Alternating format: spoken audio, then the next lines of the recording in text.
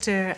Salmond, it was about 2 text messages in the public domain which were in the official report from the 8th of December, and when I asked Mr. Murrell about when he last came before the committee in January. And the text messages were sent by him the 25th of January 2020, the date yourself first appeared in court on criminal charges. And do you wish me to read them in full again? Okay. The first text says, "Totally agree, folks should be asking the police questions.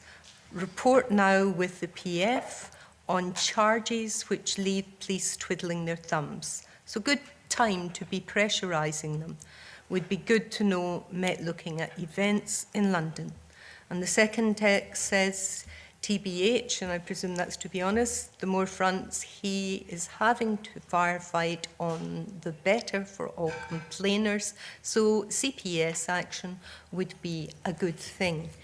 Mr. Murrell's explanation for these texts was reflecting on these messages now. They seem quite out of character. To me, that suggests just how upset I was at the time.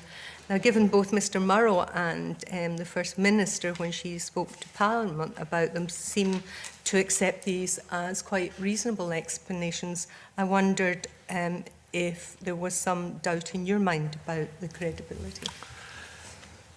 Well, thanks for such and pardon, excuse me for the delay. 22nd of January last year, the preliminary hearing of the criminal case. We were presented with a memory stick by the Crown Office under disclosure. And we weren't able to use it, which was extremely unfortunate in the preliminary hearing.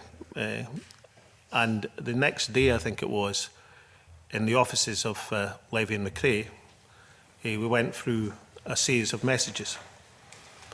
It was one of the most extraordinary days of my life.